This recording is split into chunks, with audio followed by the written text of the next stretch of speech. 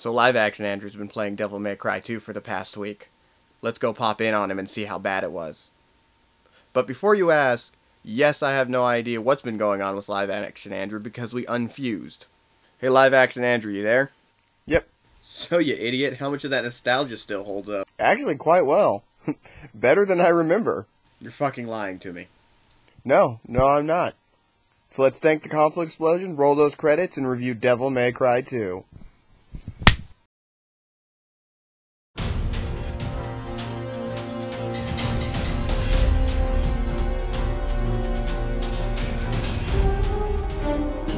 I'll be taking over from here. Live action Andrew and I have fused back into one singular being, very similar to Kame and Piccolo. If you don't get that reference, you probably shouldn't be watching Asquared videos.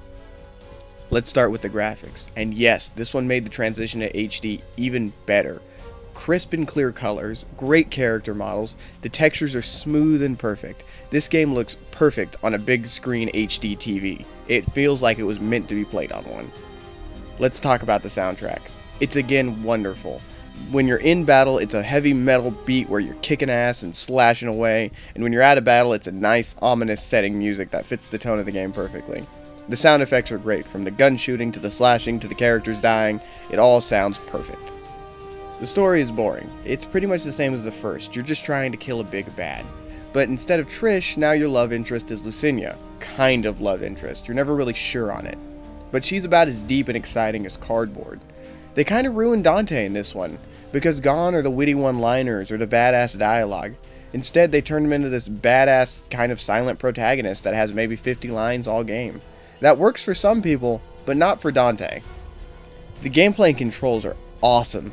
Now instead of circle doing nothing, it's a dodge button. You start with double jump right away, and sword and guns are mapped to the same buttons, square and triangle respectively. You can jump dodge off walls, which is just amazing and takes a little bit from the Prince of Persia series. All in all, great controls and great gameplay. Devil Trigger makes you feel like a monstrous god in this one, especially when you're low on health.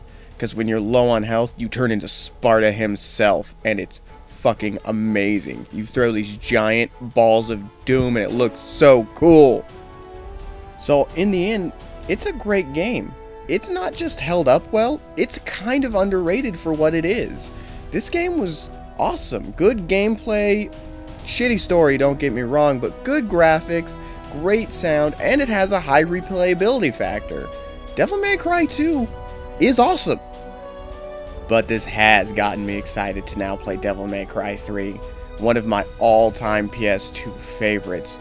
The return of the wisecracking smartass doesn't give a shit Dante. Let's do this. Hey guys, if you liked the video, just go ahead and give me a like and subscribe. I did over 50 fucking takes for this video. That's what goes into one of these. 50 lines of dialogue for a video that's only about 4 minutes long. Yeah. It was rugged. But, all in all, I try to put in the hard work so people will enjoy it. So, if you do, it helps to like, it helps to subscribe. Leave me a comment below.